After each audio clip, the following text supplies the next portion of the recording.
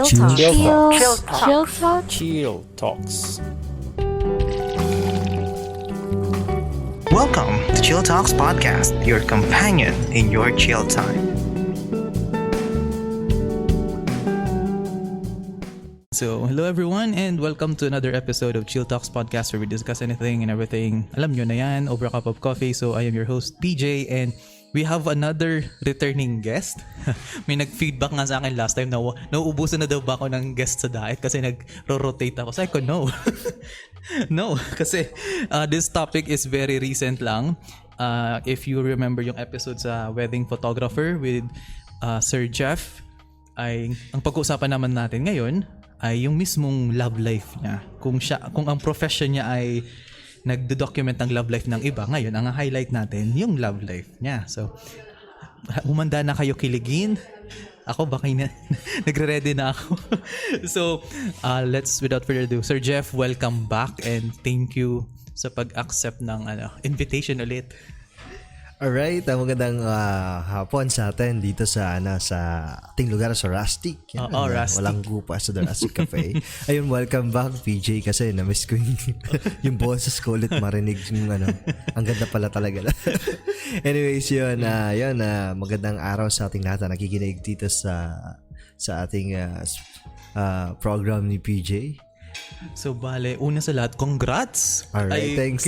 Kinasal ka na and last time na pinag-usapan natin, yung last na interview mo ay ang topic natin is yung before ka pa ikasal, di ba? So, bago tayo mapunta sa kasal, balik tayo sa pinanggalingan na love life. So, paano mo na kilala ang misis mo? Ayan. Sino na unang mag-approach? Alam mo, nung ginagawa yung video coverage namin, since na ngayon i-upload ngayong araw yung video namin. Yun yung unang question sa akin. Paano kayo nagkakilala? It's all started sa isang message ko sa kanya. Sabi ko, isa lang ang tanong ko sa kanya. Do you want to earn extra income? Networking, oo. Sabi ko sa kanya, yun, tas parang, yun, nahulaan niya agad, networking, tas question mark, sabi ko, gusto bang malaman, gusto bang kumita, kasi iba yung nakita ko, forever pala yung nakita ko. Ayun na nga, dumating sa point na, habang nag-uusap kami, parang alam mo yung conversation namin, parang business lang. Alam mo yung mga business-minded, parang ganun.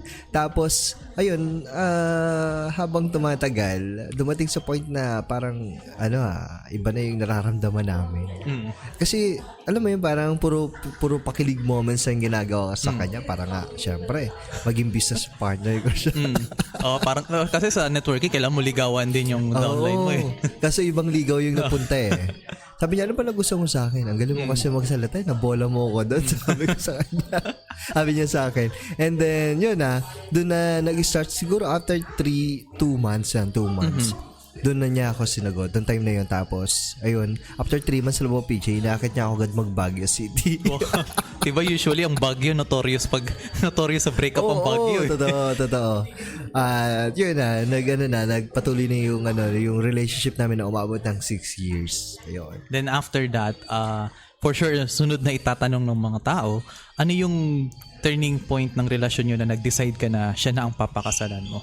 Alam mo, PJ, nung time na naging jowa ko siya, siya na yung pinaka-last ko talaga. And sabi ko nga, it's all started with a simple prayer na talagang sabi ko, Lord, kung sino man yung huling magiging girlfriend ko, siya na yung magiging last na talagang mapapangasawa ko. And nung time na sinagot niyo na ako, yun na agad yung yun na agad yung mindset ko na ito na yung magiging anak, ito na magiging nanay ng mga anak namin. Kala ko yun siya yung magiging anak mo.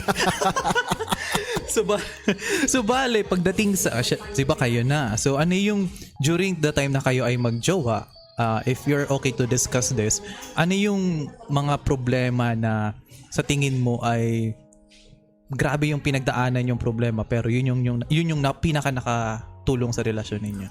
Ito yung pinakahirap sa amin hanggang ngayon na mag-asawa kami, yung magkahiwalay kami na talagang lagi, minsan talaga yung away namin talagang dahil lang sa dahil sa malayo kami. Syempre, hindi na mawawala 'yan, 'di ba? Kasi normal sa magjowa kapag medyo may nakakasamang ibang lalaki or may nakakasama naman akong babae. So, normally, yun yung mga selos-selos, 'di ba? Pero yun nga, pero ang hirap talaga PJ nung nag-uusap nga kami nakaraan. Ang hirap naman ng sitwasyon natin tuwing simula nung nagkakilala tayo hanggang ngayon. Magkahiwalay pa rin tayo. Ngayon naman kasi, nagtitrabaho kami dahil para sa future namin, sa anak namin. Siguro after 5 years, may goal din naman kami para, alam mo yan, para magsama talaga kami ng magkasama. Yung pamilya talagang tatawagin. Yung magsettle na talaga. Kasi yun kasi ang expected ang lahat. Pag kasal kayo, automatic, magkasama na sa isang magkasama sa bahay. Sa isang bubong. And for sure, isa sa pinaka gustong malaman ng iba, actually din ako gusto ko malaman, paano yung proseso ng panliligaw sa magulang? Kasi 'di ba, before you ask someone to marry, dapat kilala ka ng pamilya. So paano yung process na naging komportable sa yung in-laws mo? Alam mo, PJ, every time na magkaka-girlfriend ako, mas lagi kong inuunang close yung magulang. Siguro, hindi ko naman totally close yung mama ni Ann. Pero, mama na namin. Mama mo na siya. Ayun, hindi ko naman siya totally close. Kumbaga, parang, alam mo, parang kaibigan lang din na pagpupunta ka doon, laging number 1 yung bless. Magbe-bless talaga. Kasi, respeto yun sa magulang nila eh. Respeto sa kanila kapag may mga bisita. Kahit sino naman. Siguro, yun yung number 1 eh. Kailangan makuha mo sa respeto muna bago mo makuha yung loob nung magulang. And consistent ka dapat doon tuwing pupunta ka. Ayan, babatiin mo magandang hapon, bless, hanggang sa, alam mo yan, na makuha ko yung loob nila na yung tiwala. Siyempre, na nabuild ko sa mama ni Ann, yung tuwing kasama ko siya, na wala siyang paproblemahin kapag kasama niya. Yeah. Yun. Parang nagbibigay ka talaga ng assurance din sa parents. Assurance na talagang na kapag binigay niyo anak niyo sa akin, walang mangyayari siyang masama. kasi nung, I think sinabi mo 6 years kayo. So during that 6 years, kasi around that mid-20s na kayo, di ba? During that time na nasa relationship kayo. Ano yung feeling na yung may nagpe-pressure sa inyo na kailan ang kasal? Kasi minsan kahit pabiro, talagang may tanong talaga na ganun. So paano nyo na-handle yung ganun? Kasi alam nyo naman na hindi pa kayo ready pero pinipressure kayo ng ganun. Wala naman masyadong ang nagtatanong lang yung mga kaibigan niya. Mga kaibigan ko, kailan na ba? Tagal-tagal na. Pero may isa akong nakausap na mentor ko dati pagdating sa relationship. Sabi niya, kung may plano ka, kahit simpleng kasal lang, pakasalan mo na yan. Kasi habang tumatagal, kapag alam nilang walang plano yung lalaki para sa kanila, which is meron naman sa part ko na plano ko talaga. Then, kinausap ko yung magulang yan. Magulang noong time na yun. 5 years kami. January, last year. January 2021. Doon ako nagsabi sa magulang niya, bago ako mag-propose, sabi ko, tita, ganito po, ganyan. Pagdating niya, bala ko na pong mag-propose, ganyan. And ang ganda lang ng feedback, nung balik, nung magulang. Kung sabi, buti yan kasi may plano kayo, kala ko wala, ganyan, puro ganyan. Mahirap na kasi, di ba, pagka nagpakasal kayo, tapos buntis na, malaki na yun siya, may anak na. Yun yung parang ang pangit sa kanila, sa part nila. And yun, natutuwa sila kasi may plano kami na at least wala pang anak, magpapakasal na.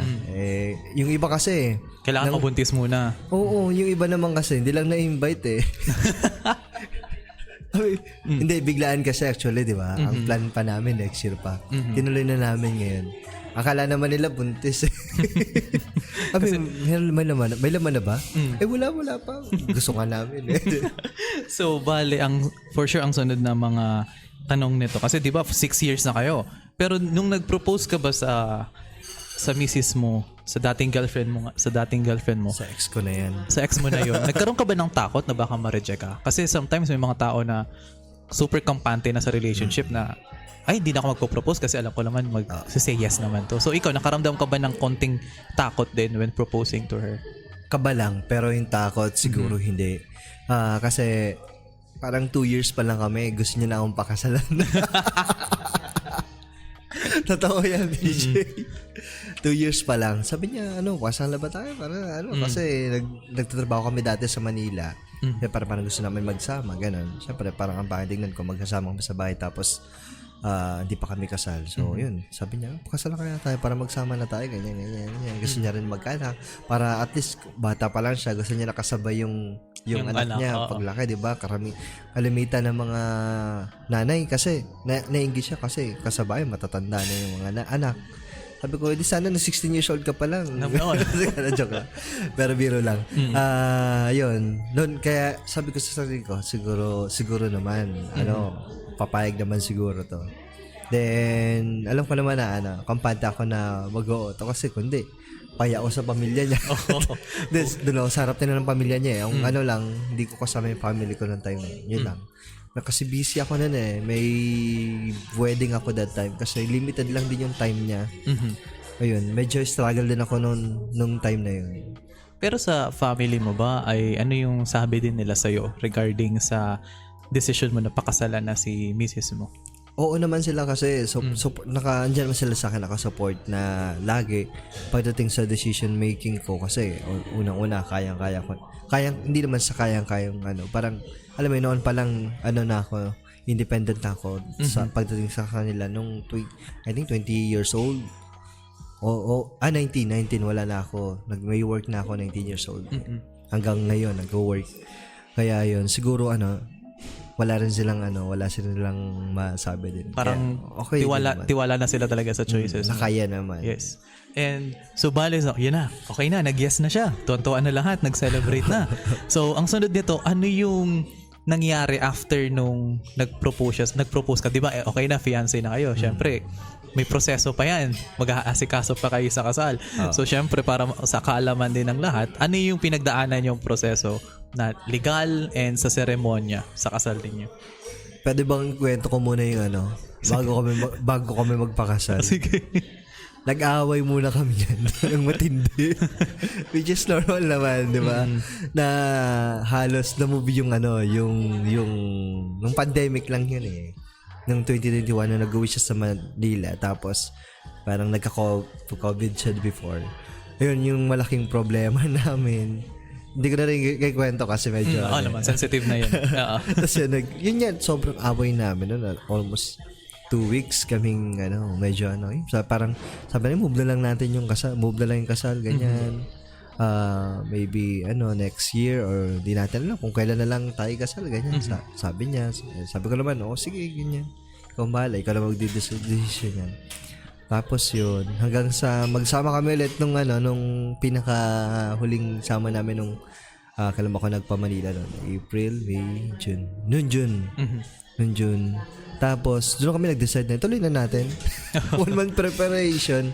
Kasi, planado na kasi talaga namin yun. Is yung anniversary namin. Yun yung pinaka-kasal namin. Sayang naman, hinahabol namin yun. Para wala nang iisipin na bagong petsa. Grabe PJ yung pinagdaanan namin. Kasi, yung proseso na tayo ng pagkasal. Magsi-seminar kami ng 2 beses. Bale dito sa munisipyo, saka dito sa rural health. So, bale, sabi ko, paano kaya yan? Isa lang yung 2 araw lang siya available dito sa Daet. Buti na lang, doon sa Thursday na yun, maghapon, morning dito sa munisipyo, tapos panghapon dito naman sa rural health. Yan. Natuloy naman. Ang inaabot nga namin, meron pang 10 days, sabi ko, abutin ba ng 10 days tong yung seminar? Yung pagbigay ng marriage contract sa amin ng munisipyo. Thank God kasi, talagang kalooban talaga. Sabi ko, kung hindi kalooban, wala. Napapanahon, ano yung usual na Nagpalit pa kami ng sorry. Ay, sige lang, pinalit ninyo? Nagpalit pa kami ng venue.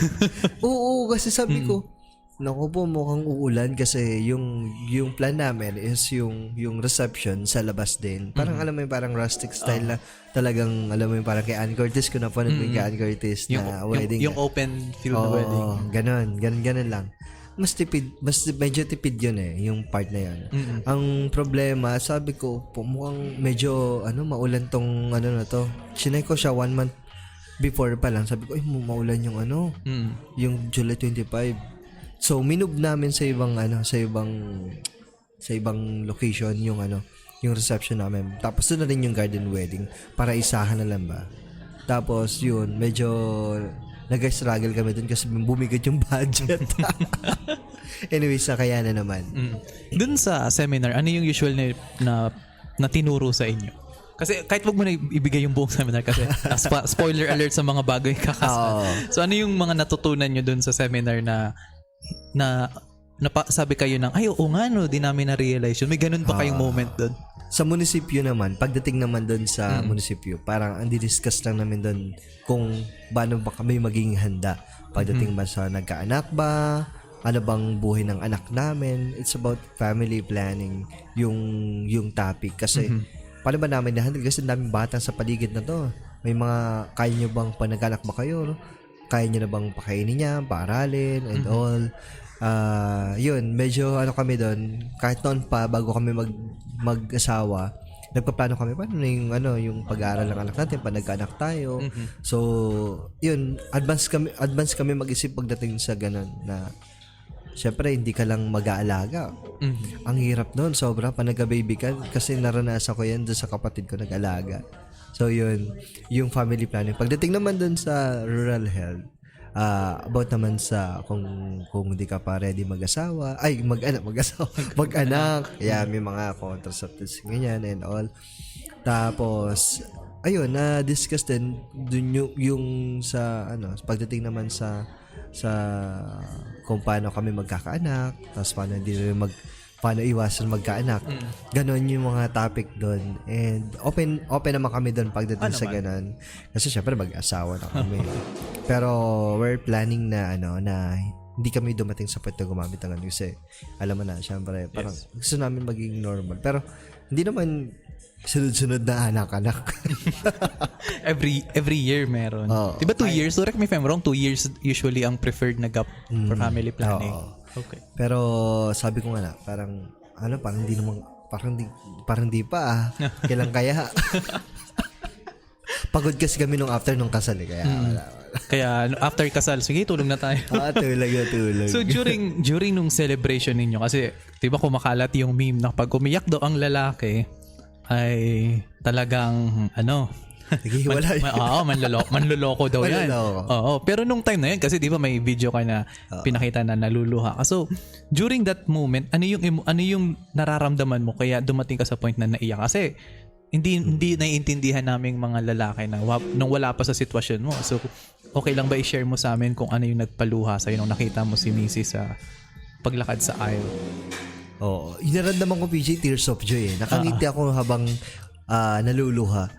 Iba yung pakiramdam pala. Sabi ko, ano kayo pakiramdam ng naglalakad? Kasi ako, habang nagpipicture naman ako, parang wala naman. Ganyan, inaabangan ko lang yung luha nila, inaabangan yung pagpasok ni bride. Sabi ko, ganda pala yung pakiramdam ng habang paparating. Parang, ayun, naiyak ako. Joke lang. Kasi parang ang tagal mo ang tagal mo nang pinangarap na syempre makasama yung taong pinakamamahal mo. Tapos, alam mo yun, ito na pala yung araw na nadarating na sa time na magkakasama kami. And, yun, sinabi ko rin yun sa boss ko na darating yung time na maglalakad ka sa harapan, sa papunta sa akin, tapos sa wedding gown ka. And nangyari talaga na time na yun, iba yung naramdaman ko, yung tears of joy na sabi ko, Lord, thank you. Ito na talaga yung pinaka best na regalo na binigay mo sa akin na ito na parating na ganyan. Then doon na tumulo yung luha ko. Then si Greggy nagkwento nga sa akin, luha din daw siya. Sabi ko, sunod ka na, huwag ka mag-alala. Yan yung tipo na yung nung una dasal mo lang tapos nandun na sa harap mo. Ibang experience. True. As in, talagang sabi ko parang yung iba kala ko parang lang. Pero ako kasi yung iyak ko hindi hagulgol Pag hagulgol daw kasi nanloloko Ala ka Luis Manzano, ikaw na lang natitira. Ikaw na Luis. Di naman siguro. Pero so far, ang maganda kasi doon, yung seeing your wedding photos, 'di ba? Nung time ba 'yun? Iniisip nyo ba yung mga nagastos nyo? Kasi minsan hindi na may iwasan yun sa mga mag-asawa na even during the reception. Kasi I attended weddings na lala ko nun umiyak yung barkada namin na bride. Tapos tinang namin, ba't ka umiiyak? Sabi niya, ang mahal nung cake daw. Dumating ba sa point na gano'n na at the back of your mind yung expenses? Nagka-problema kami nung time na sa kasal ko na. Sabi nung sa Danawan. Ay, nabanggit ko. Okay na. sabi nung manager, sir, ang capacity lang kasi ng namin, na tao, ng pax namin is parang 65 ganun, 63 ganun. 65 Tapos parang sumobra siya ng 73 ganyan, parang kasama na sa mga suppliers ko. Photographer, videographers and all. Tapos ayun, sabi, 'di ba, umabot ng sabihin ko lang yung price. Ay, wag na lang. Medyo malaki. 6 digits. Hindi naman. Okay. 5 digits, okay na. Okay. So, malaki-laki. Malaki-laki pa rin. So, sabi ko, yung per head, parang sabihin ko na 750 per head. Ang laki. Ang laki, Di ba sa iba, pagkain lang yun, Tapos sa iba, 350 lang. Sabi ko, ba't naman? Hindi naman to, sa sobra naman yung pagkain ka. Sabi nila, wala na daw kami uuwi. Pero magdadagdag pa din kami. Medyo na-stress lang ako ng konti. Pero kahit may budget, di ba? Parang ansakit pa din sa damdamin na okay na Kala mo, settle ka na din sa budget nyo Tapos sumating sa point na madadagdagan pala ng ganito kalaking pera. Okay lang. Talaga niya talaga sa kasal Normal yan Kahit ako sa mga ibang wedding na na-attendan ko, wala talagang perfect wedding Talagang may mga mangyayari talagang hindi mo inaasahan na talagang problema. Kaya yung iba nag-aasam ng perfect wedding. Walang ganon. Ang perfect wedding na doon pag nasa langit ka na. Kasi habang buhay na talaga magkasama. Oo. Kasi yun talaga. Sabi kasi pinaliwanag ko din naman sa kanya. At siya naman din naman maintindihin naman din to. Yun, medyo may mga problema din sa mga ganyan. Basta, ang dami. Wala talagang perfect wedding. Pero maganda naman yung kinalabasan. Pero, di ba last nating interview, last nating usap, ang sabi mo sa akin, hindi ka pa decided doon sa magiging wedding photographer mo, no? Nung time na yon. So, ano yung naging criteria mo para kunin mo yung photographer mo nung kasal ninyo? And paano mo sila hinandle? Kasi di ba, wedding photographer ka, dapat naging hands-on ka ba or hinayaan mo lang sila? Naging pa din ako. Kulit ako Kinuha ko pala, PJ, yung mga kasama ko din sa JD Studio. Kinukuha ko din na photographer. Sila din yung nag-cover ng event. Pati sa video, yung kaibigan ko na si Direct, Develu, siya din yung nag-cover. Talagang napaka-hands-on ng mga yon kasi may drone pa, 4 na shooter, tapos din sa photographer, 3 shooters ko yun. So, yun. Talagang masaya naman. Tapos, yun, during wedding ko, preparation, nag-shoot pa din ako. May nakaligtaan nga ako Yung flat lay na, yung kasama yung mga candle. Kasi sabi niya, dapat pala nag-shoot ka, sabi nung asawa ko, dapat pala nag-shoot ka din. Para nakuhaan ko yung ibang details. Pero anyway, ganun talaga, wala namang perfect wedding Pero isa sa mga napansin ko din baga, idol, sa online, madaming pictures na parang kinukundina yung mga kamag-anak, mga in-laws, yung bisita ng kasal na lumalabas ng cellphone at sila yung nagpipicture-picture sa kasal. Even though may mga photographer. Ikaw, nung kinasal ka, walang ganun. Pinagbawal mo talaga? Alam na nila yun. Okay, good. So, alam na nila yun. Kasi syempre, talagang kung makikita mo yung yung wedding photos namin, dun sa paglakad ni Ann, wala talagang masyado nagpipicture. During yung harang-harang, wala. Yung naglalabas ng cellphone. Sobrang linis. Ang suabe. So parang alam na nila. Alam na nila. Nung pag-invite ba ng guest, paano yung naging pagpili nyo? Kasi limited lang kayo, so almost 60 plus lang. So paano ang nag-away ba kayo? Nag-disagree ba kayo? Nag-away kami. Sa kung sino yung makakapunta lang? Nag-away kami dyan. Pati sa abay. Nag-away kami kasi syempre hindi ko makakilala yung iba, ganyan. Sabi ko, gusto kong kakilala ka natin. Yung very close para sa kasal natin. And sa bisita naman walang problema ka talagang family lang talaga. Yung sa side ng papa ko wala masyado parang dalawa lang yung invited. Tapos, yun, sa 16 na yun talagang yung mga makamag-anak lang talaga. Lahat yun ay kilala niyong dalawa. Oo, kasi alam namin hanggang matapos, walang mag-iiwan sa amin. And nangyari yun. Di ba kalamitan pagka-wedding, ito yung pinaka-remind ko sa gusto magpapakasal, piliin nyo lang yung mga taong malalapit sa inyo. Yung talaga mag-i-stay hanggang matapos. Yung iba kasi nag-i-invite, +1, +1, +2. Tapos darating pagkakain, wala na. Naawa ako sa mga ganong wedding, kapag ako yung nagka-cover ng wedding. Dumadating sa point na kapag katapos ng kumain, wala na, nag-uwian na. Parang natitira ng mga ninong-ninang. Compare dun sa amin, na-realize ko noon pa, nung nag-start ako sa wedding industry, talagang pipiliin ko talaga yung mga taong mag-iisa hanggang matapos. Yung kasal namin, kahit malayo, pupunta sila para lang dun sa wedding namin. So, yun nangyari naman. That's good. Sabi ko nga, pinakalas kong comment dun sa hindi pa ba kayo uwi? Oras na po Parang kayo na yung may gustong umalis sila. Oo, kasi sa sobrang sa oras, matadagdagan naman ng bayan. So, totoo. Kasi, ang kinaganda naman sa kasal ay pagdating sa reception, kasi ang akala talaga ng ibang reception ay puro lang pakain pero it's actually yung celebration ng union ninyo. Pero may opinion ako, may tanong ako sa'yo. Ano ang mararamdaman mo na halimbawa during your reception merong couple na nag-propose during your reception? Ano mararamdaman kung ikaw yung PJ, okay lang. Hindi ako. Ibang tao. O si Greg, walang problema. Kasi mga close friends mo yan hindi nyo kakilala nyo lang. Tapos biglang gumawa ng ganun sa reception ninyo. Siyempre, dapat paalam mo na sa akin. Para alam ko din. Papayag naman ako Kasi siyempre, moment namin yun. Iba yung moment niya sa moment namin. Di ba? So, yun. Siguro, sa labas pwede siya after nung after na nung mag-slice ng cake, after pero may mga ganun kasi gumagawa na-experience mo ba yun during your career pa. Sa 4 years kong wedding photographer, wala pa. Kasi parang sabi ko pa, nung nakita ko yun, may mga nakita kong gano'n. Parang sabi ko, sampal naman ata to sa... Oo, sampal talaga. Sa kinasal. Sila na yung gumastos. Nakakaya naman. Everything. Tapos ikaw magpo-propose ka, libre. Saka hindi bad timing yung gano'n. Oo, lalo na yung after baga magsalita nung ninong-ninang. Nag-first dance na kayo. Tapos na. Baka gusto pa nila mag-money dance pa doon.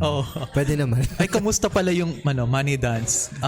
Totoo ba na malaki ang nakukuha during the money dance? Hindi mo dapat ina-expect yung mga ganun bagay pagdating sa pag kinasal ka.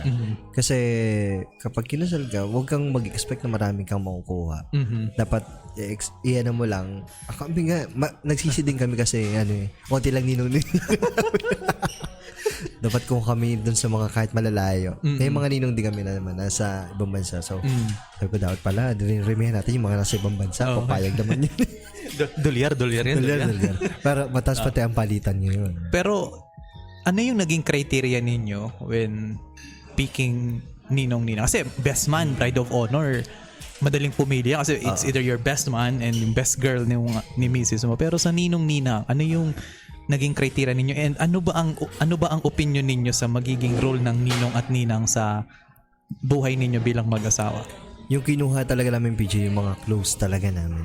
Mga kaibigan ko na medyo may edad na, gaya ni Ladok Penida, nasa ibang bansa. So, yun, matagal na naman usap yun. Si Counselor Jovit, mga kaibigan ko. Talagang noon pa lang, gusto na nila magninong-ninang sa akin nung pag-ginasal ako. So, yun, nangyari na.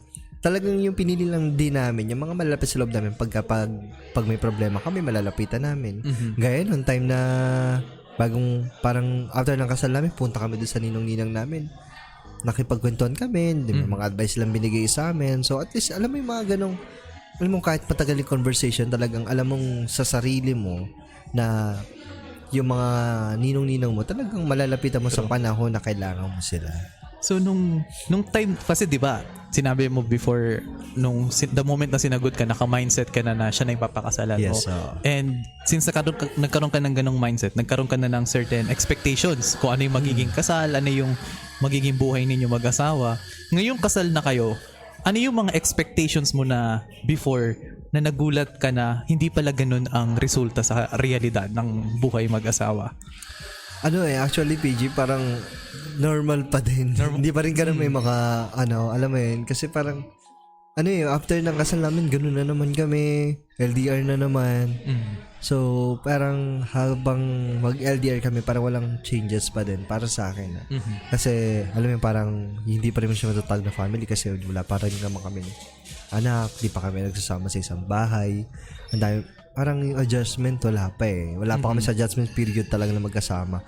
Na, alam mo yun, na magkasama. Pero, we're planning this year kasi may goal kami na pag naka-round kami ng ganitong ipon, ganyan, at least makapag-build na kami ng ng name. Kasi, di ba, JD Studio dito, parang, na siya eh, parang, alam mo yun, di ko man sasabing, parang stable na rin. Stable yung photography business ko dito.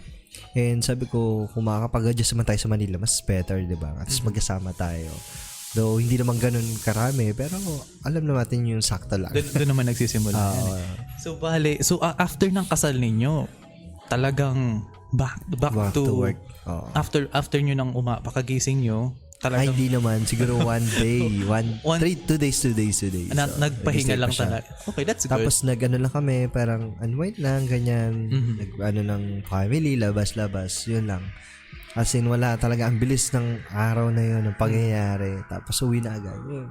Nakakalungkot lang. Pero sa mga nagpaplano na mga gaya ng ganito, gaya LDR, yun din ang advice sa amin, na huwag i-push yung LDR habang pag mag-asawa. Kasi mahirap eh.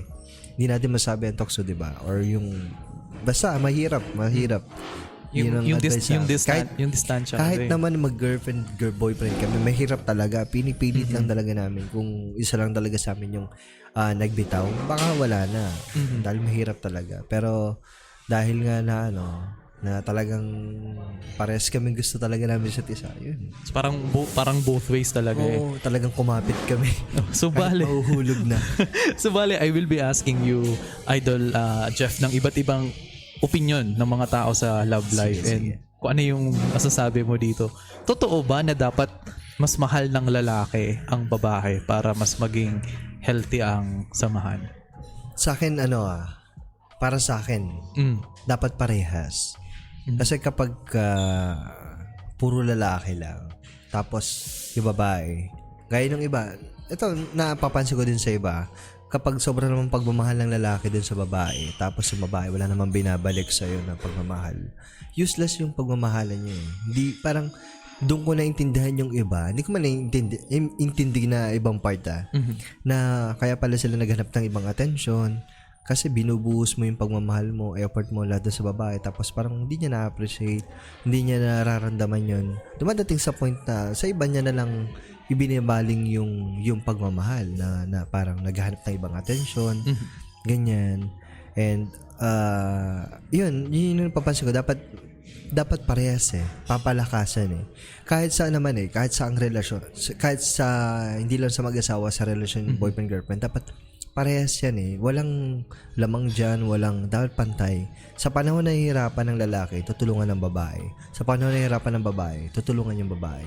Same din ng babae. Kapag babae, puro pagmamahal, anong nangyayari? Nababae pa din itong lalaki. Kasi nga parang, di naman din niya mahal yung babae. Ganun din.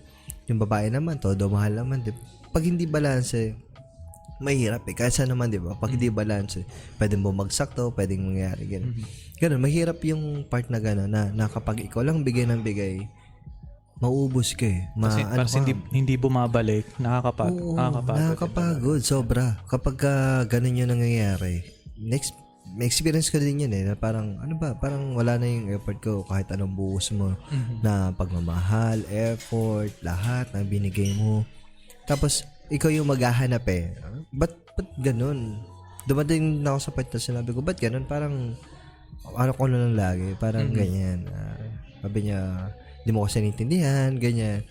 Pero, yun yan, dapat, pantay lang. Walang sobra, walang kulang. Kapag time na nahihirapan yung partner mo, tulungan mo, tanungin mo, Kasi sa panahon na nahihirapan, kayo lang dalawa magtutulungan. Kasi isa na kayo eh. So yun, dapat dalawa. So almost 50-50 or depende kung ilan yung Totoo yung give and take. Oo, give and take talaga sa isang relasyon eh. So another one na talagang I think this is more common sa mga millennials or mga bata ngayon. Totoo ba na ang pagiging seloso ay sukatan kung gaano mo kamahal ang isang tao? Oo. Ako siloso ako eh. Dati siloso siya. Kasi nung time na yun, parang, alam mo yung anytime na ginagawa. Siya naman yung una naging siloso. Siguro mga 3 years, ganun. 4 years siyang silosa. Kasi random mo talaga yung pagiging concern niya. Anytime na sa akin ako yun. Walang problema yun. Tapos dumating naman sa point, ako naman naging siloso. kasi nga layo namin. Tapos may mga kasama pa siya dong iba na hindi ko naman talaga super close. So, syempre, parang nandun yung tiwala mo sa tao, sa partner mo, pero sa paligid mo, wala. Sa paligid niya, wala kang tiwala, di ba? Hindi natin alam. Pero, yun lang yung sinasabi ko sa kanya kapag ganito, iwasan mo.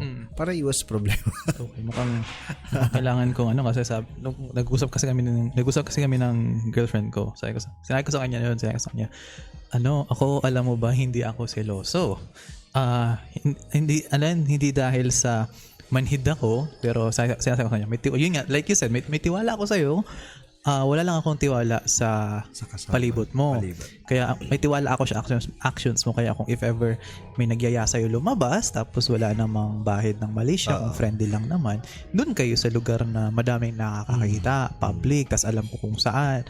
Pero syempre, pag alam naman natin na may motibo sa'yo, sige, wag ka na dun. Ayun na nga problema eh. Oo, kasi minsan, ang mga babae baga may instinct din naman talaga sila kung pwedeng pagkatiwalaan o hindi yung isang lalaki. So, totoo naman yun eh. So isa pang sunod na dapat ba laging tama si Mrs. para laging tahimik ang relasyon? Agree ako dyan. Kasi pag hindi tama si Mrs., magkakaaway lang. Sabi ko nga, lagi sa post ko, happy wife, happy life. Kasi totoo yan eh. Kasi kahit na mali ka, tama pa rin siya. Kapag mali ka. Tapos pag siyang mali, ikaw ang mali ako. Mali ka pa rin. Mas tama siya. Wala nang tama ngayon. Yung boyfriend, pwede ka pa eh. Maging tama ka pa eh. Pero ngayon, pag-asawa mo, hindi pwede maging tama ka lagi. Dapat pagpakumbaba ka pagdating sa yun. Minsan, may mga first na pa lang namin, parang weeks. Parang, ayun, syempre, ikaw pa rin nalapit. Kahit na nag-aaway kayo. Good morning ka pa din. Parang may pasuyo. So paano ba? Usually ba pag nagtatalo kayo, sino ba ang unang nanunuyo? Ako pa rin. Ikaw pa rin. Kahit siya yung sabihin natin na for sure maririnig ito ng asawa mo. Ma'am, situational lang po to. Kung sakali siya yung mali. Halimbawa, siya yung may mali, ikaw yung nagtampo. Ikaw pa rin ang sumusuyo the next day?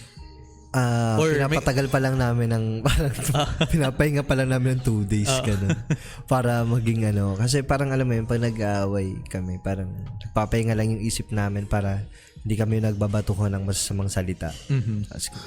The next day, kakasapin ko siya. Tapos pag di na siya nag-chat, bahala, mga 1 week na hindi ma-chat sa akin. Parang binibigyan nyo yung time na magpahinga muna. Para hindi makapasat. Pero nandun pa rin yung sama ng loob. Pero never nag-cross sa utak ninyo na kahit ganun kagrabe yung pagtatalo ninyo ay kailangan yung tapusin. Ano yung nagiging mindset ninyo as a couple para masabi nyo sarili niya na kahit grabe yung away ninyo, you will still stay at the end of the day? Magkaiba kasi kami, BJ. Si Ann, iba yung ugali niya. Nag-iba siya compare na mabilis lang.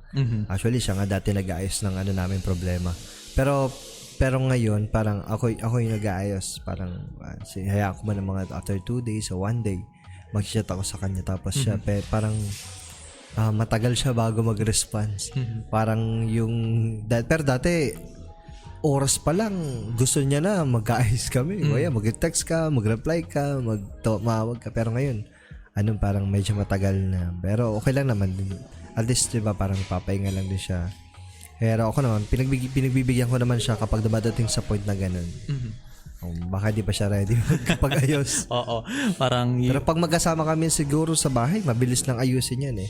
Ito talaga yung mahirap sa part ng LDR eh. Pero pagka, biruin mo naman, pag mag-away kami, parang 2 days, 3 days kami di mag-uusap. Di ba pagka long distance, ganun kahirap.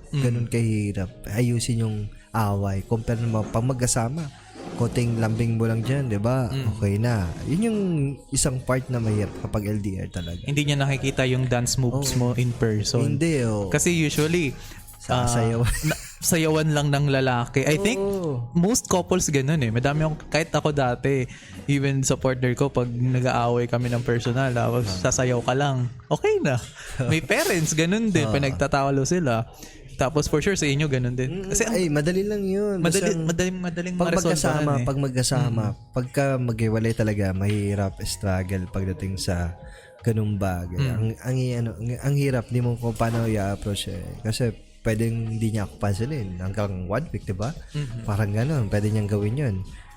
Compare yung sa pag magkasama kayo, pwede niyang maayos agad within the day. Wala nang pabukas-bukas pa. Kung ako pipiliin, ayaw ko na pagbukas yung problema namin. Pero, at hindi mo kasi nakikita eh. Pag LDR ka, hindi mo nakikita yung expression niya. Pag nag-chat ka na, pag hindi nagsisin, na iba-iba na yung umiisip. So, malay mo, i-restrict ka pa. Oo. Pero believe ako kasi usually most couples ay hindi talaga nagtatagal for LDR. So talagang laki ng tiwala ninyo sa isa't isa na eventually kayo pa rin yung pipiliin ng ano. Sa paligid lang talaga walang tiwala. Lalo pag may mga gusto may mga gusto sa kanya yung nasa paligid.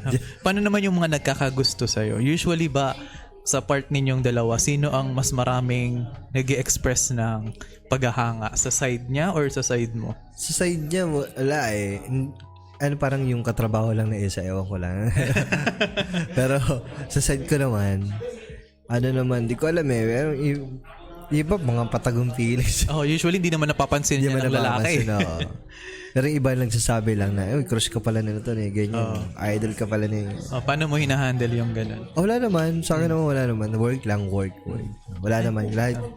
Kasi pag binigyan mo motibo yan, wala na eh. Ako ngayon, focus na ako sa, kunyari may asawa na ako. Wala na. Kahit noon pa naman, hindi naman ako mahilig kung may alam kung may gusto, didiskartan ko. Parang, meron na nagkakagusto sa'yo na ikaw kahit wala pa ako asawa na, hindi ako ganun. Alam mo yun, pagka sahin sa pera, lalabas ka pa, sasahin ka pa ng gas, di ba? Akitin pa lumabas yan.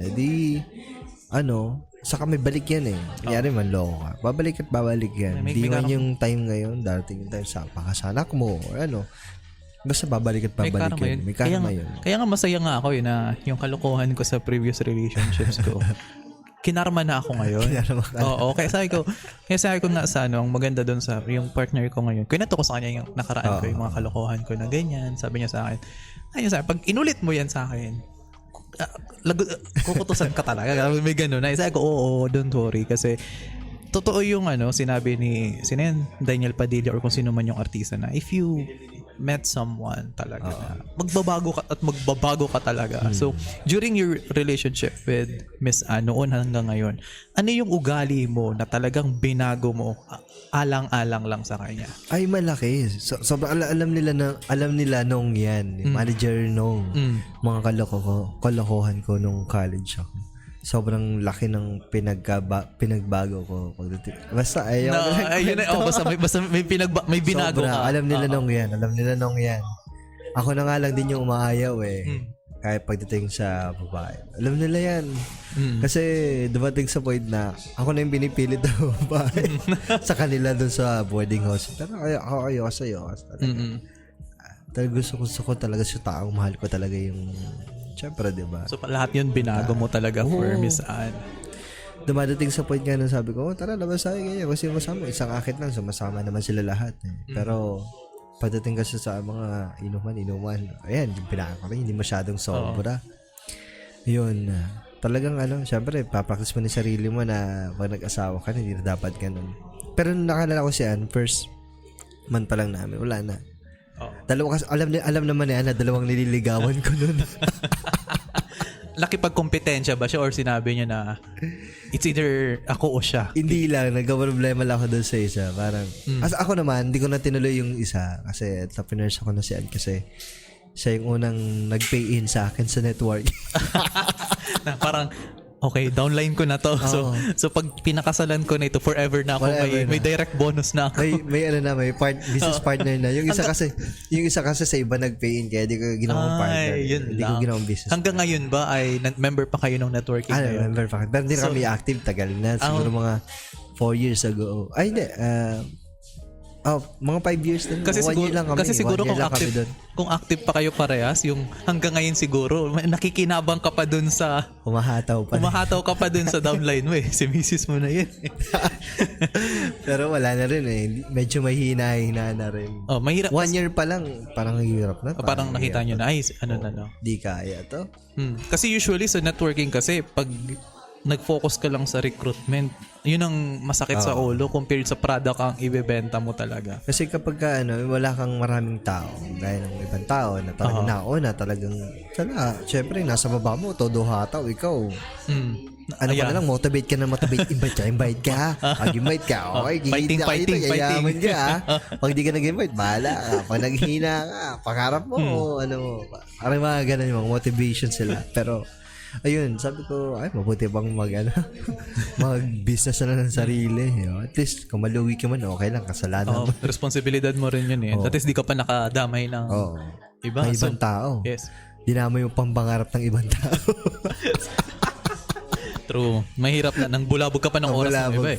So, bali yun yung sinakripisyo mo sa sarili mo. So, kay Miss Ann, ano yung napansin mo na kahit hindi niya sabihin sa'yo, napansin mo na sinakripisyo niya din alang-alang sa'yo? Actually, hindi ko naman masasabi na sakripisyo to. Siyempre, kami born again Christian, di ba? Parang isa yun sa ano niya, na nilat ko niya yung pagiging Catholic niya.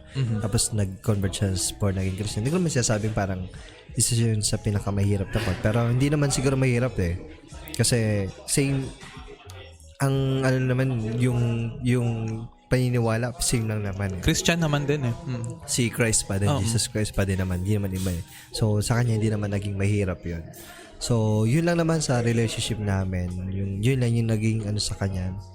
Naging balakid kung bakit yun. Kasi I think during that, kasi yung challenge ng sa pamilya, ano yung masasabi ng pamilya, di ba? May mga ganong... wala. Di ko gano'n sa point na gano'n. That's good. Walang pangit. That's good. Wala kaming negative. Ewan ko lang kung may negative. Yung family ko wala namang sinabi kay negative. Kasi usually pag kung sino yung magpapalit, usually yun yung nakaka-receive ng at least na-handle niya yun ng kasi for sure may mga hidden mabait naman kasi si Anne kaya wala mo masabi. May tiwala talaga. Minsan ba diba sinasabi ng karamihan pag mag-asawa daw ay kinikwento lahat ang problema, mga success. May mga times ba na gusto mong may mga problema ka bang pinagdaanan na ayaw mong ikwento kay misis mo para sabi mo kaya ko naman to, tapos ayaw mong abalain si misis? Ako hindi ko lang siya ma-share sa kanya. Siguro pag narinig niya ito na yun. Ako bilang nagtatrabaho, nagpo-photography, editing, one time nga tinanong niya ako, siguro hindi ka na dyan masaya. Parang yung buhay ko hindi na masaya dito. Totoo yun, hindi na masaya. Sobra. Kasi talagang, alam mo yun, anxiety and pagod. Minsan kasi may mga problema sa pamilya, nababato sa akin. Na, syempre, parang, alam mo yun, kagigising mo pa lang sa umaga, stress ka na sa trabaho. Alam mo naman, PJ, di ba, nag-work pa habang nagpo-photography. Ayun lang, pag morning, imbes na alam mo yun, magpapasalamat ako every morning kay Lord.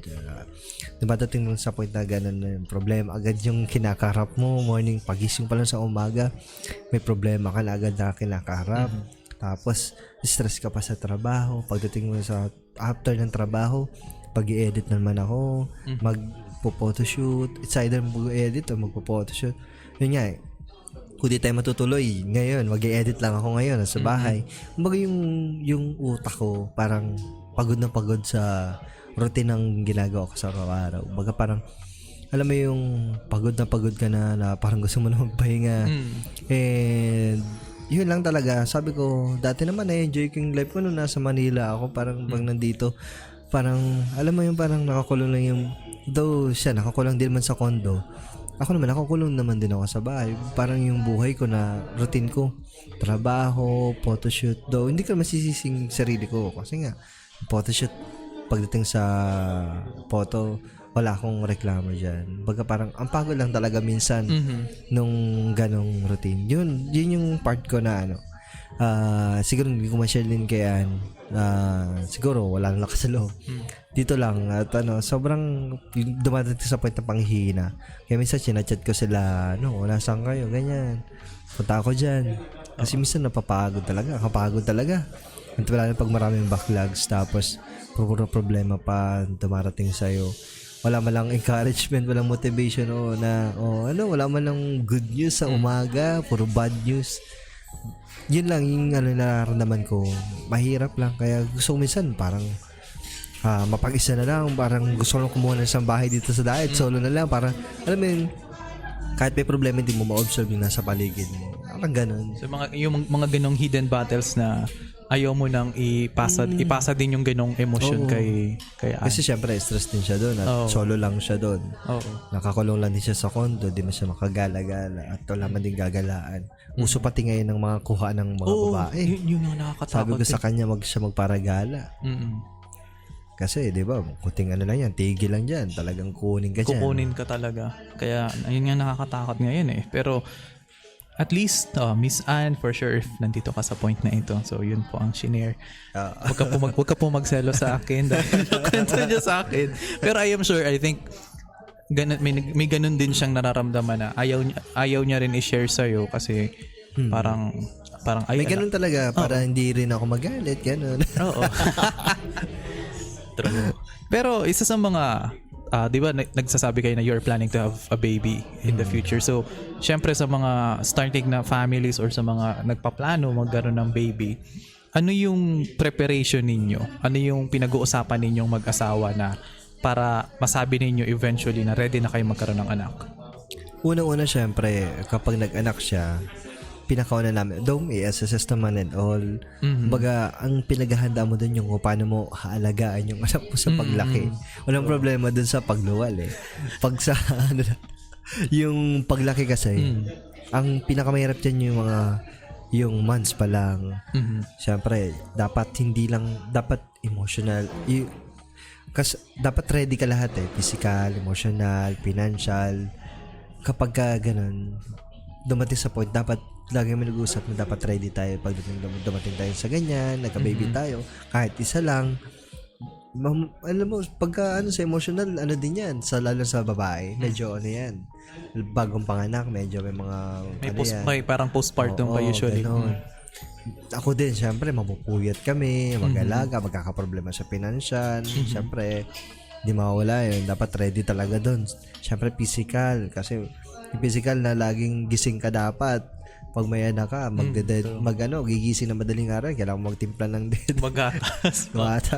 Hanggang sa paglaki, syempre, sa pag-aaral, pinaghahandaan din namin yun, yung parang last 2 years, nagkumuha kami insurance para sa mga bata, ganyan. Panagkaanak kami. At least, wala kami maiwan.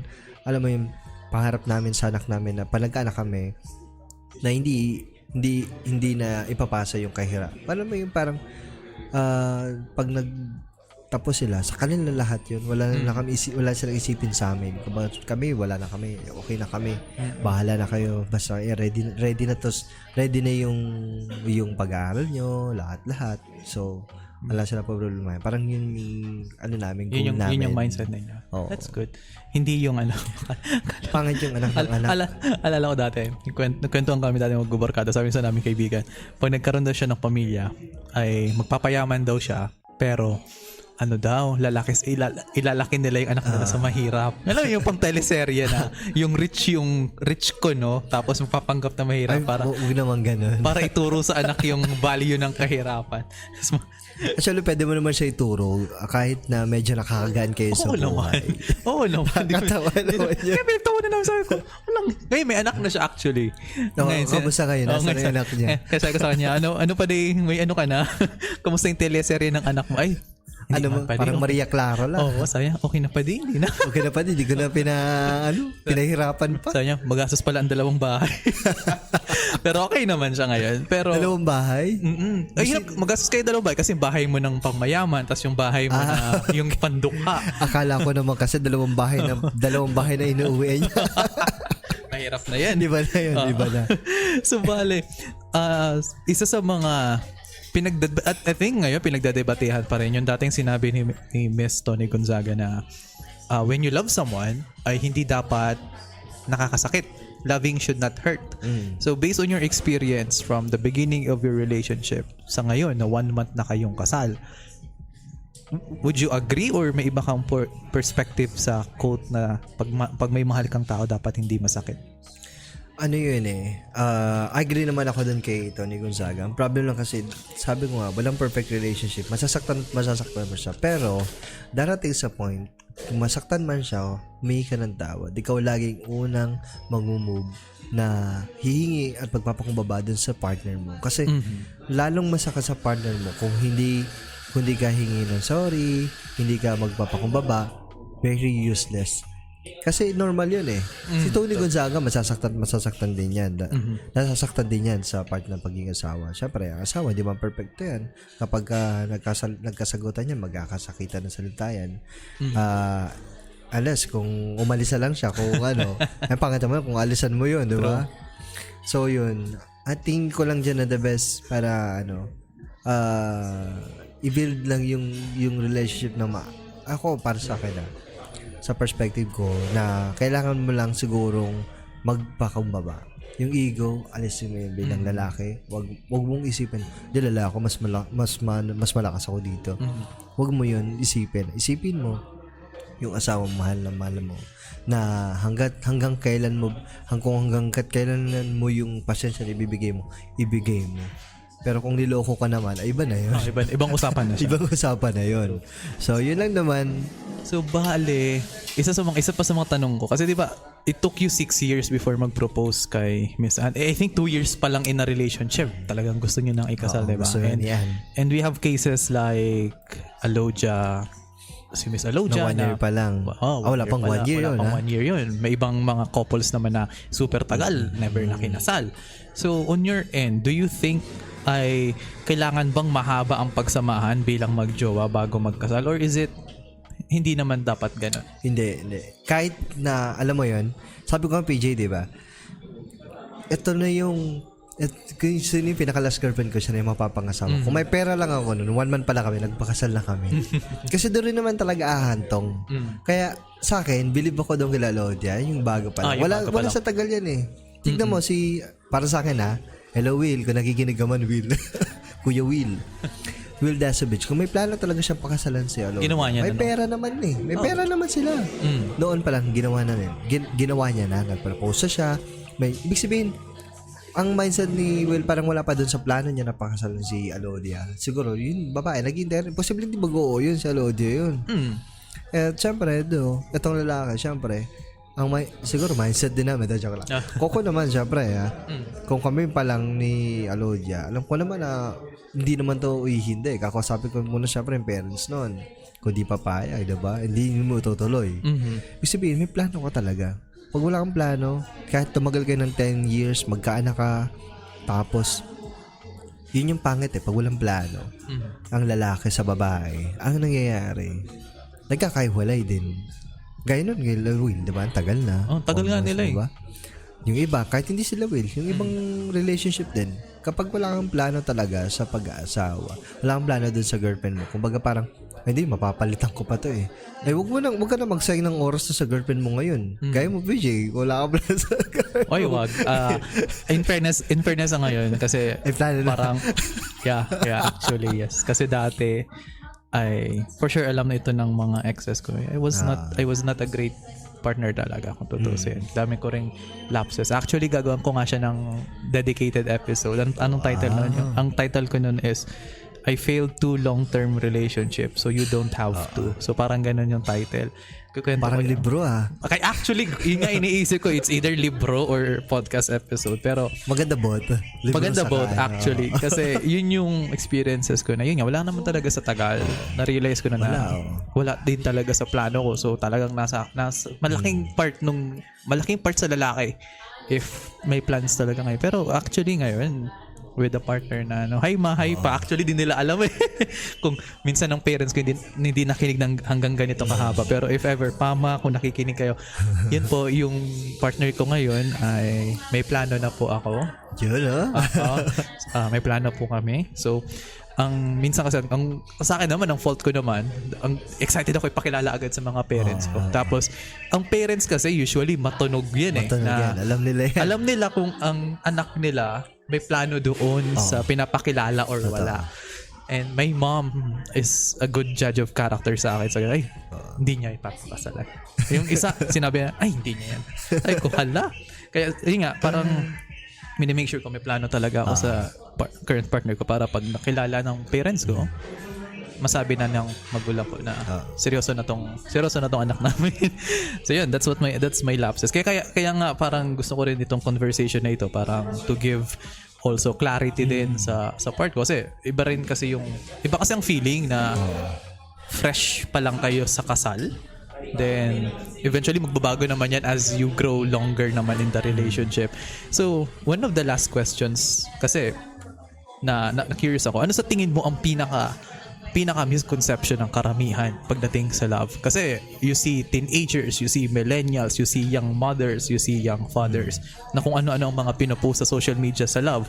Ano yung mga nakikita mong agree ka at ano yung sa tingin mong misconception ng karamihan ay kailangan mo pa maka-experience ng love para masabi mo yung mga ganyan? Ang love kasi hindi siya sa experience. Hindi ko masasabi sa mga taon o marami kang naging girlfriends or boyfriends and all exes. Hindi siya basehan doon Yung iba nga mas okay pa kahit na first time mo maging girlfriend yan. Parang alam mo yun, ang love kasi hindi mo siya mahahanap sa iba't ibang babae o experience na mararanasan mo. Ang love, mararanasan mo lang yan kapag una kang nakaramdam ng pagmamahal sa sarili mo na kayang ibigay ng partner mo sa'yo. Kasi kung ang babae lang yung tingin mo na, iba kasi ang perspective ng lalaki pagdating sa love. Minsan lang love, ang ganda naman ito, ang sexy naman ito. Actually, madali nga mainlabang lalaki kaysa sa babae. Oo, pero para sa akin, hindi mo siya mamahalin dahil sa ganda niya, sa sexy niya, sa tangkad niya, dahil sa maputi siya. Hindi Mamahalin mo siya, PJ, kung ano siya. No. Kahit kasi natanong ka na ba ni Ann kung mamahalin mo ba siya kahit maging uod siya? Hindi, tinanong niya ako, mamahalin mo ba? Parang may nag-trending na gano'n yung kay Lakong, yung kung naging uod daw. Hindi, iba naman tinanong niya sa akin. Lamok ata yun Wag gano'n. Papatay mo, papatayin kita. Joke lang. Hindi, alang bottom line ko lang doon, BJ, doon sa pagmamahal. Hindi mo hahanapin yung pagmamahal na yun na hindi porket successful siya, dahil siya ay mayaman. Hindi doon mamahalin mo siya kung ano siya. Kasi, PJ, dumadating sa point na syempre, gigising kami sa umaga, medyo ibang amoy ng naman. Tapos, syempre, hindi pa wala pang supply. Wala pang mumog. Tapos, alam mo sa part na dumadating sa point na hindi talaga ang pangit ang ugali niya minsan, nagiging bruha siya sa akin kapag pangit ang ugali niya. Hindi siya, kapag pagmahal mo yung tao, kahit ganun siya, mamahalin mo siya. Kung ano yung tao na minahal mo, yun selos, hindi naman basehan yung pagmamahal selos kasi normal naman yun. Basta ang sa akin lang, binahal ko siya kung ano si Ann, kung ano siya ngayon, kung ano yung pagkatao niya, hindi yung minahal ko siya dahil Hindi, maganda si Ann eh. Oo, kasi, Rehanan. kasi kung maging damok siya, mamahal ito. Actually, nagulat nga ako, may mga ganong katanungan eh. Pero, Disprayan ko ng Baygon pa naging lamok. Joke lang. kasi isa din sa mga na-realize ko na during yun nga, sa mga relationships. Pa-spoiler na, teaser na sa gagawin ko dito. Pero, if you have insecurity sa sarili mo, tapos you dive into a relationship, usually yung insecurities na yun, lalabas siya doon sa partner mo. And it can create toxic na sitwasyon na parehas kayo napapagod na. Kaya maraming... Pati kami niyan, sa ganyan. Oo. Kaya parang if you are secured sa sarili mo, that's a good time na kaya mong pumasok sa relationship kasi hindi ka na magde-demand ng kung ano-ano. Kasi secured ka na sa kanya, secured ka na rin sa sarili mo. So whatever happens, at least may foundation ka. So it's either faith mo yung foundation mo yung love mo sa sarili mo. Any form, basta may pundasyon ka lang para if ever matapos yung relasyon, Exactly. meron kang, kaya mong tumayo sa sarili mong paa pa rin. Kasi tama ka, hindi mo naman dapat iasa lang sa isa, sa partner mo lahat. So, kailangan meron ka rin sa sarili mo. Pero with that said, I think hindi pa kayo nag-honeymoon, di ba? So, Sa 31. sa 31. Malapit na. Malapit na, oh. This episode is posted on 29. Ay, 29. Oo, Monday ito naririnig ng mga tao. So 2 days after this episode is released. So Nice, oh. so bale. Actually, ang ganda talaga pag even sinabi nung nag-usap kami ni Greggy, sabi niya, ang ganda talaga pag mga recurring interviews kasi mas malalim na kasi wala nang mga yung hiya-hiya. Yung una, kasi career mo yung pinag-uusapan. So parang may hiya-hiya stage pa eh. Ngayon, mas personal na siya. So I love that conversation. Oo nga, sabi ko parang ang ganda ng usapan natin ngayon. Hinabot tayo ng gabi na. Oo, kaya Miss Ann, okay, may inopen sa akin si Mr. Mo na hindi pa siya inopen. At alam na niya.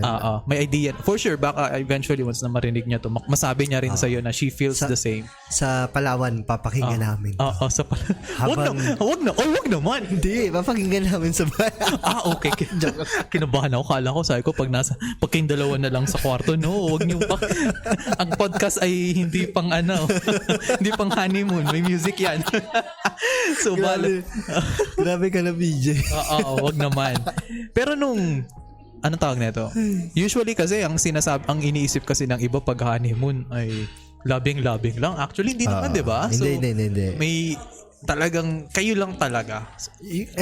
Yung honeymoon para sa amin kasi yun yung time na alam mo yung malaya ka sa problema, kailan dalawa. Alam mo yung moment na talagang yung alam mo yung pag mag-upo kayo sa dagat tapos ang agos ng alon lang napapakinggan niyo. Ang sarap. Yun lang. Ganun lang naman talaga. Parang yung moment na kami lang talaga yung walang iniisip sa trabaho, walang iniisip na backlog. So sabi ko nga sabi ko pa nagkita kami nito, off ko yung mga notification ito sa trabaho. Kasi lagi naka-on yung notification sa trabaho. Di gaya ko, in-off ko talaga eh. Off mo lang cellphone mo, talagang bahala sila. Pero for sure, you have it planned out na may papakiusapan ka na magsalo muna for... Meron naman. Di ba? Pero hindi ako nagpa-book ngayong hanggang 10. September 10. Wala akong pinabook ngayon. Ayaw kasing ipasa sa iba tapos nangyari sa akin dati parang nagka-problema sa output yun.